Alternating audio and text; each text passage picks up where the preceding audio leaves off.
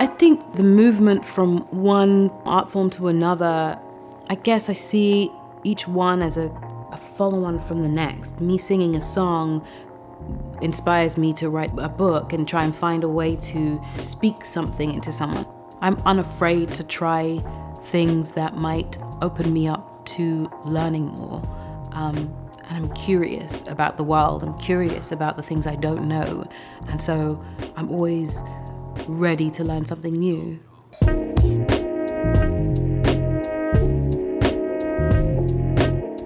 Hi, my name is Cynthia Erivo. I am a singer-songwriter, an actress, and an author. And this season, I am Sotheby's Contemporary Curated curator. I guess I became interested in art probably when I was quite young. The Tate Modern, it's probably the first art museum that I went to. I remember sort of falling in love with something that I knew that I couldn't personally do, so I had an admiration for those who were able to express through paint or charcoal or pencil or ink. I love portraiture, love it, just because I think every time you see another portrait and you may not have met that person, it's like catching a snapshot of what that person may have been thinking at that time. And I love that there are many different ways in which artists have expressed portraiture. Some are more detailed than others. Actually, quite recently, I went to the Burroughs Museum. There was an exhibit going on and I stumbled across a Barclay Hendricks painting and it felt like it was drawn today. It was vivid, and I'm sure my breath had been taken away before then, but for some reason this one stuck. If I go back to the Barclay Hendricks piece, I Want You by Marvin Gaye plays in my head. It's gorgeous. I think what drew me to the roles, first of all, I always try to pick women I haven't met before or feel like they haven't quite had their voice heard enough. That's kind of what drew me to Celie. When I first heard that The Colour Purple was coming, I was in London. It ended up changing my life. I think often people saw Celie as ugly, and I saw something very different about her. I saw someone who was very good at surviving. I saw someone who was very good at doing what was necessary to stay alive. I saw someone who was beautiful, but someone else's standards had decided that she wasn't. And I wanted to share that with the world.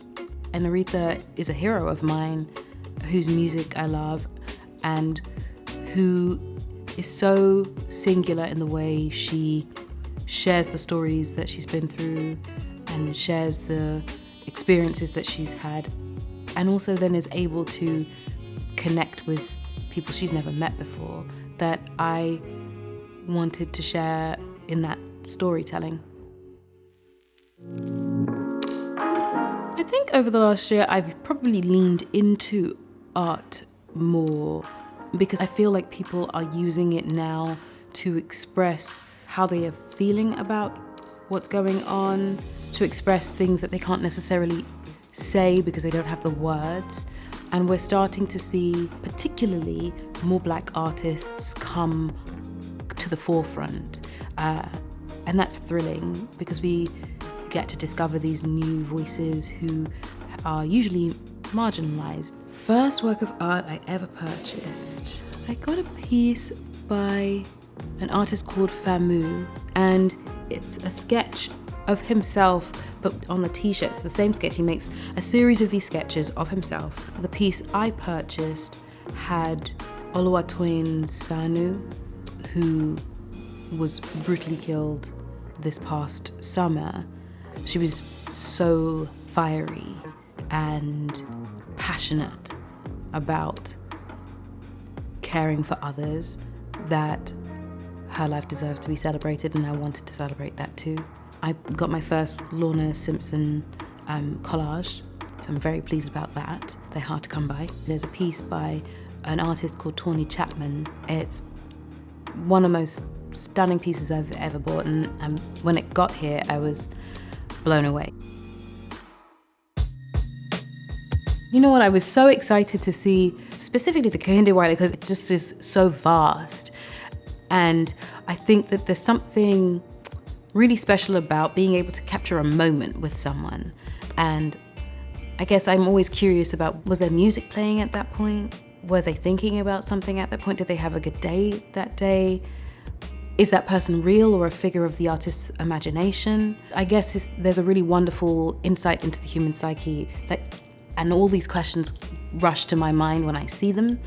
So I guess that's why I keep leaning towards those figurative pieces. I don't know, there's just like a mystique about them. I like it. The angel wings struck me immediately. There's such a beauty in the imagery of wings. For me, my mind was like, are these wings from an angel? Like, where do these wings come from? What journeys have they been on?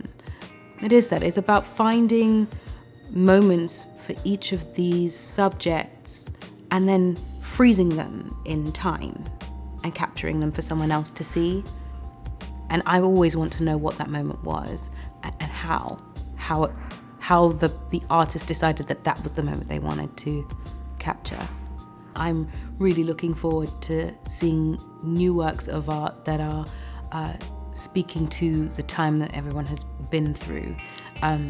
That's really exciting, and I'm hoping that we'll see an influx of new artists, young artists who haven't had the chance yet to shine, and hopefully they will sort of start coming to the surface, and hopefully I might be able to indulge in finding a piece or two that makes me happy too.